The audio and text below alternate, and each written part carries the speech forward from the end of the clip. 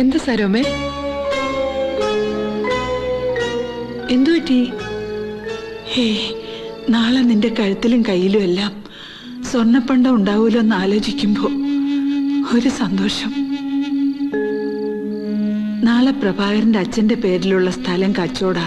അത് കഴിഞ്ഞാ നിന്നെയും കൂട്ടി ടൗണിലേക്ക് പണ്ടം എടുക്കാൻ പോവും. അടുത്ത ആഴ്ച നല്ലൊരു മുഹൂർത്തം നോക്കി അമ്പലത്തിൽ വെച്ച് കല്യാണം. അറിഞ്ഞാ വല്ല മുടക്കം പറഞ്ഞു വന്നാലോ എന്ന് കരുതി ഇവിടെ ആരെയും അറിയിച്ചിട്ടില്ല. പക്ഷെ അമ്മേ, ഞാൻ സുരേഷ് നല്ലവനാ, നല്ല അധ്വാനി. ഒരു വീട് വയ്ക്കാനുള്ള ബന്ധപ്പാടില്ലാത്രേ അവൻ. ബാക്കി പൈസ അവനെ ഏൽപ്പിക്കാന്ന പ്രഭാകരൻ പറഞ്ഞേ. എന്നിട്ട് വേണം എനിക്കും അവനും കൂടി സ്വസ്ഥമായൊരിടത്തേക്ക് മാറി താമസിക്കാൻ. നിന്റെ കാര്യത്തിൽ എനിക്കൊരു പേടിയുണ്ടായിരുന്നു, അതിപ്പോ മാറി. എന്റെ മോൾക്ക് നല്ലതേ വരുമെന്നും.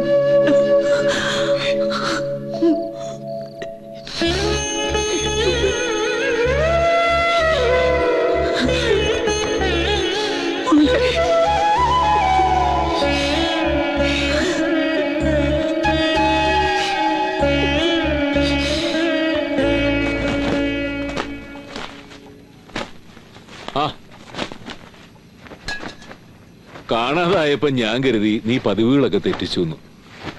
സാരമില്ല, നീ പോയാലും അമ്മ ഇവിടെ ഉള്ളപ്പോ എന്റെ പതിവുകളൊന്നും തെറ്റില്ല. എന്തു പറ്റി എന്റെ കേളമ്പാറ്റയ്ക്ക്?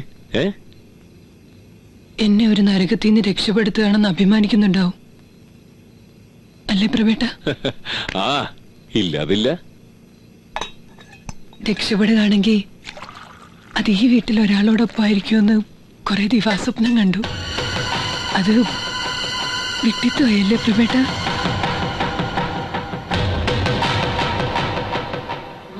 ഓരോ തവണ മിണ്ടിയും പിണങ്ങിയും കഴിയുമ്പോഴും എന്റെ മനസ്സറിയുന്ന ഒരാളാണല്ലോ ഇവിടെ ഉള്ളതെന്നുള്ള വിശ്വാസമായിരുന്നു എനിക്ക്. പക്ഷെ അത് തെറ്റി. രാധേ, ഒരൊറ്റ തവണ പോലും നീ എന്നോട് അങ്ങനെയൊന്നും.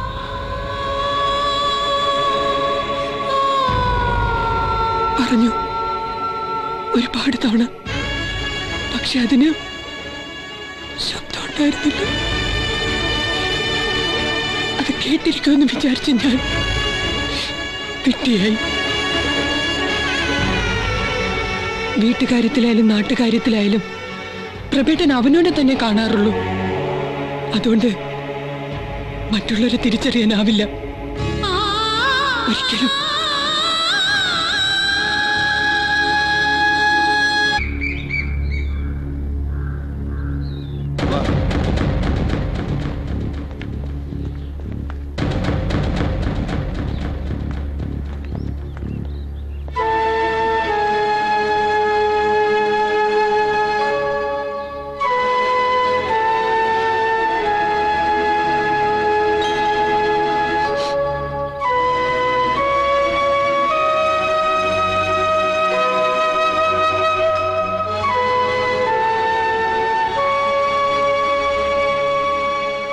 പ്രഭേട്ടൻ ഞങ്ങൾ അനുഗ്രഹിക്കണം.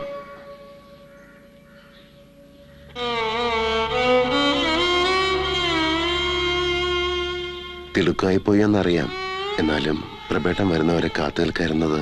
സാരമില്ല, നന്നായി. ഒരുപക്ഷെ പ്രഭേട്ടൻ പുറത്തു വന്നില്ലെങ്കിലോ? ഇപ്പൊ കുറ്റക്കാരനാണെന്ന് സംശയമുള്ളൂ. നാളെ കോടതി വിധിക്കുന്നതോടെ പ്രഭാകരൻ ശരിക്കൊരു കള്ളനാവും. പിന്നെ ഒരു കള്ളന്റെ പെങ്ങളായിട്ടായിരിക്കും ഇവള് നിന്റെ കൂടെ ഇറങ്ങി വരിക. അതേതായാലും വേണ്ട, ചെയ്തത് നന്നായിടാ. വീട്ടിലായാലും നാട്ടിലായാലും പ്രഭേട്ടൻ അവനവനെ മാത്രമേ കാണാറുള്ളൂ. അതുകൊണ്ട് മറ്റു പലതും പോലെ ഈ ഒരു ചതിയും തിരിച്ചറിയാൻ കഴിഞ്ഞില്ല, അല്ലേ മോളെ?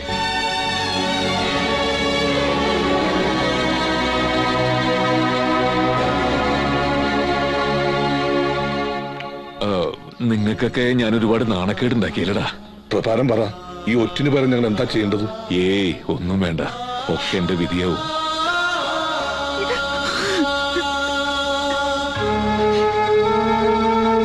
എത്ര വർഷത്തേക്കാ കോടതി ശിക്ഷിക്കാന്നറിയില്ല. പക്ഷെ അത് കഴിഞ്ഞിറങ്ങുന്നത് വരെ അമ്മ അവിടെ ഒരു വെറും വേലക്കാരിയെ പോലെ കഴിയേണ്ടി വരും. അത് ഓർക്കുമ്പോഴേ ഉള്ളൂ സങ്കടം.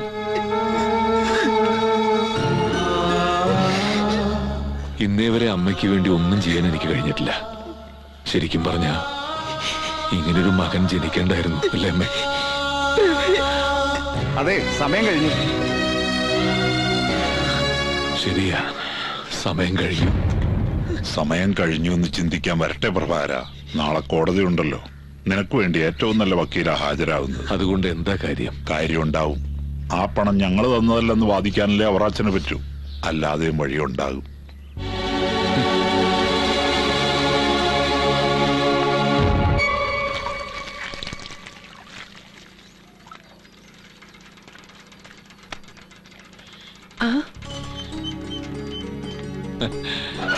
എവിടെയായാലും വെറുതെ ഇരിക്കാൻ പറ്റില്ലല്ലേ നിനക്ക്? ഇന്നലെ സുരേഷ് 3-4 വാഴക്കന്ന് കൊണ്ടുവന്നു. എന്നിട്ട് അവനെവിടെ? ഇപ്പൊ വരും. അങ്ങാടി വരെ പോയതാ വെളിച്ചെണ്ണ മേടിക്കാൻ. ഇപ്പൊ നിന്നെ കണ്ട കുറെ കാലമായിട്ട് ഈ വീടും പറമ്പും നോക്കി നടത്തുന്ന ആളെ പോലെ ഉണ്ട്. ശരിക്കൊരു വീട്ടമ്മ. സുരേഷ് ഒരു പാവാ. വീട് നടത്തിക്കൊണ്ടുവരുന്ന ഒരു പിടിയില്ല. എന്റെ കണ്ണെത്തിയില്ലെങ്കി ഒക്കെ അവതാളത്തിലാ. ആ, പ്രഭേട്ടൻ കേറിയിരിക്കെ. സുരേഷുമായിട്ടുള്ള വിവാഹം നന്നായി ഇപ്പൊ തോന്നണില്ലേ? പറിച്ചു മാറ്റുന്ന ആദ്യത്തെ 1-2 ദിവസമേ ഏത് ചെടിക്കും ഒരു വാട്ടം ഉണ്ടാവും. പിന്നെ അതിന് പുതിയ മണ്ണാണ് ഏറ്റവും പ്രിയപ്പെട്ടത്. ഇന്നലെ റേഷൻ കടയിൽ നിന്ന് വരുമ്പോ ഞാൻ ആ കുട്ടിയെ കണ്ടിരുന്നു. ചെറിയമ്മ വഴക്കൂടിയൻ ആ കുട്ടി എന്ത് പഴിച്ചു. മാത്രമല്ല, ഗാന്ധിജി പറഞ്ഞിട്ടുള്ളതേ എല്ലാരോടും ക്ഷമിക്കണമെന്ന് തന്നെയാ. ആ കുട്ടിക്ക് പ്രഭേട്ടനോട് എന്തൊക്കെയോ സംസാരിക്കണമെന്നുണ്ട്. എന്ത്? ആ കുട്ടിയുടെ മനസ്സില് പ്രഭേട്ടനോട് ഇഷ്ടമുണ്ട്. അവള് നിന്നോട് അങ്ങനെ എന്തെങ്കിലും സൂചിപ്പിച്ചോ? തുറന്നങ്ങടൊന്നും പറഞ്ഞില്ല. പക്ഷേ ഉള്ളിലൊരുട്ടം വെച്ചോണ്ട് വർത്താനം പറയണ മനസ്സിലാക്കാണ്ടിരിക്കാൻ ഞാൻ പ്രഭേട്ടനെ പോലെ അത്ര പൊട്ടിയൊന്നുമല്ലല്ലോ.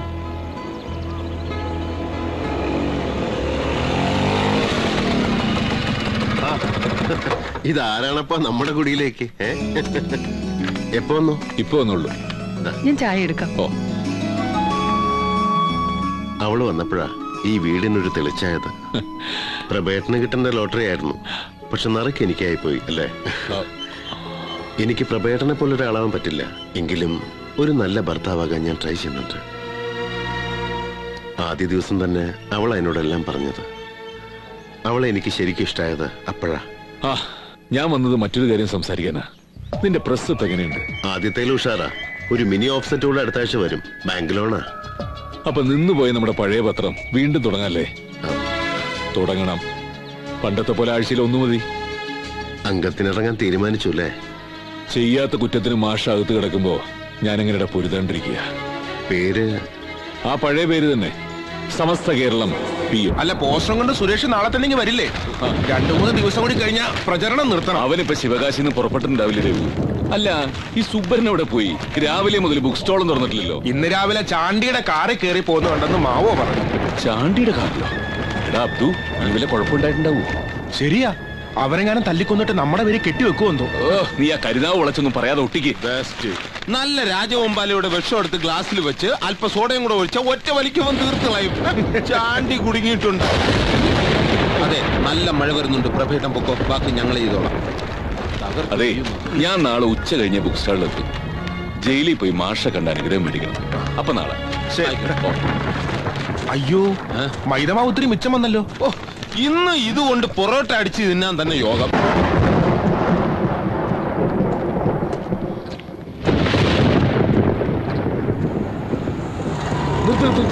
പ്രഭാകര,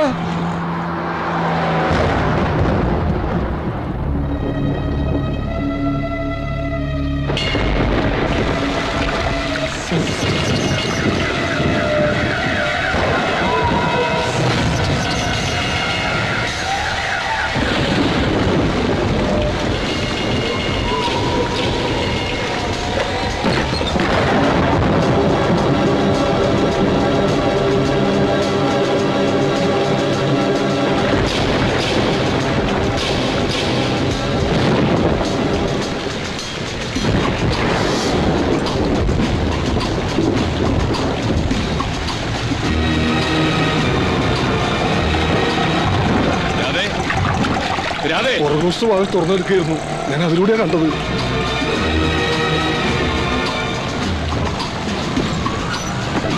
അവിടെയാ. രാധേ,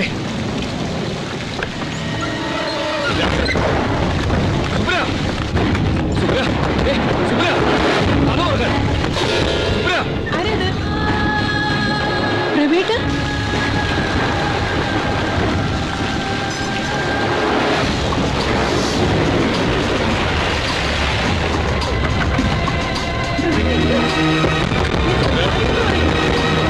ആ ലൈറ്റം ഇട്ടേ സുബ്ര. ഈ വക കാര്യങ്ങൾ നടക്കുമ്പോ ഒരു തെളിച്ചം വേണ്ടേ സുബ്ര?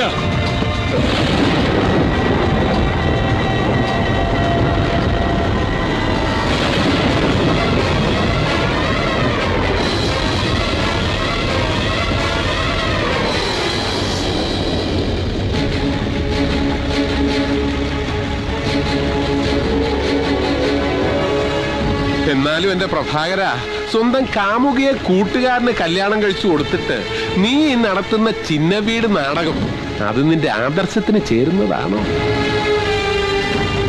നീ അവനെ വിഷമിപ്പിക്കരുത്. എന്നോടുള്ള പ്രതികാരം എന്നോട് തീർക്കണം. അവറാച്ച, ഒന്നും അറിയാത്തൊരു കുടുംബത്തെ തകർക്കരുത്. ഓ ശരിയാ, കാണിച്ചത് പോക്കര് തരാ.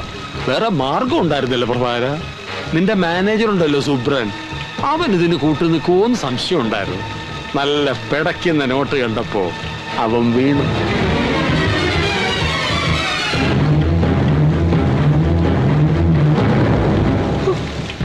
അപ്പോ രണ്ടാളും കൂടി ഇതിനകത്ത് സങ്കടങ്ങൾ പറഞ്ഞിരുത്ത് കിടന്നുറങ്ങാൻ നോക്ക്. നാളെ ഈ നാട്ടിലെ മുഴുവൻ ജനങ്ങളെയും കാണേണ്ടതല്ലേ. വിശ്രമിക്കേ, വരട്ടെ പ്രഭാകര. ഏതായാലും പേരുദോഷം വന്ന് രണ്ടാളും നനഞ്ഞു. എന്നാ പിന്നെ ഇനി അങ്ങോട്ട് കുളിച്ചൂടെ?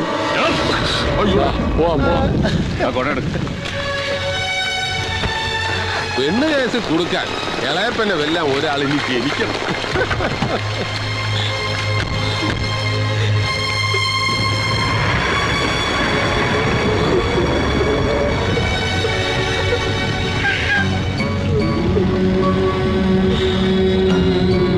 സ്വന്തം കൂട്ടുകാരനാണെന്നൊരു വിചാരം ഉണ്ടായിരുന്നു.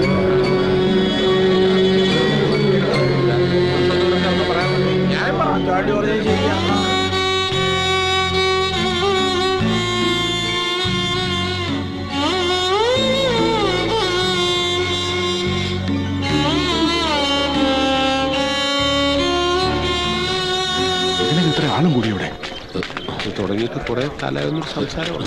എന്ത് ചെയ്യാനോ? എന്താ സംഭവിച്ചത്? അധികാരം, പണം, സ്ത്രീ, ഈ മൂന്ന് പ്രലോഭനങ്ങൾ അതിജീവിക്കാൻ ഒരു ജനാധിപത്യം പോരാ. സോഷ്യലിസം വരണം. സമൂഹം കമ്മ്യൂണുകളാവണം. താനൊന്ന് പോയ എന്താ സംഭവിച്ചത്? നിങ്ങളെ പോലുള്ള ഏഴാം കൂലികളല്ലാതെ ആരെങ്കിലും അവന് സിന്ദാബാദ് വിളിച്ച് നടക്കുമോ? പെങ്ങളെ പോലെയാണെന്ന് പറഞ്ഞൊരു പാവം പെണ്ണിനെ കെട്ടിച്ചു കൊടുത്തിട്ട് പ്രഭേട്ടനെ കുറിച്ച് അനാവശ്യം പറഞ്ഞാലുണ്ടല്ലോ. ഇവിടെ കൂടി നിൽക്കുന്ന ഈ ജനം മുഴുവൻ അവന്റെ അനാവശ്യം കണ്ടതാ. വേണമെങ്കിൽ ചോദിച്ചു നോക്ക്. ഇതിലെന്തോ ചതിയുണ്ട്. പ്രവേട്ടൻ എന്താ പറയാനുള്ളതെന്ന് കേക്കട്ടെ. വാടാ. നിക്ക്. ഇനി ഈ വാതിൽ തുറക്കാൻ ഒരാൾക്കേ അവകാശമുള്ളൂ. ഉടമസ്ഥൻ സുരേഷിന്. ശിവകാശിയിൽ നിന്നും സ്ഥാനാർത്ഥി PK പ്രഭാകരന്റെ വർണ്ണ ചിത്രവുമായി അവൻ ഇപ്പോഴിങ്ങെത്തും. എന്നിട്ട് തുറക്കാം. എന്റെ പൊന്നു ചാണ്ടി, വെറുതെ അവനെ കൂടെ അറിയിച്ചിട്ട് നീ പിന്നെ അറിയിക്കാണ്ട് പറ്റുമോ? വഴിയിലൂടെ നടന്നു പോകുമ്പോ ആൾക്കാർ അവനെ നോക്കി കളിയാക്കില്ലേ? നീ അടക്കം ഉള്ളിച്ചിരിക്കും. ആദർശവാൻ പ്രഭാകരന്റെ തനി സ്വരൂപം അവനും കൂടി അറിയട്ടടാ. ആളെത്തിയല്ലോ.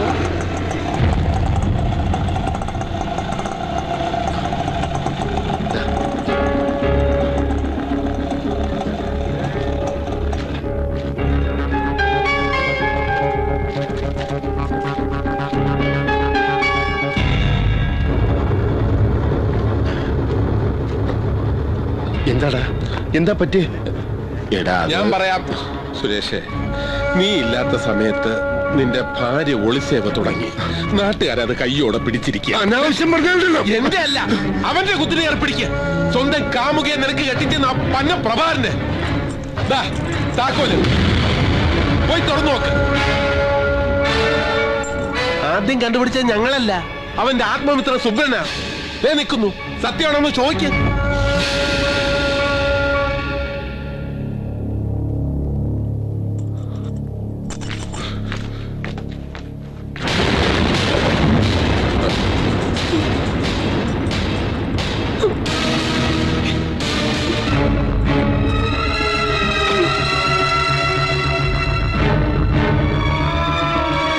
സുരേഷേ, നീ ഇതൊന്നും വിശ്വസിക്കരുത്.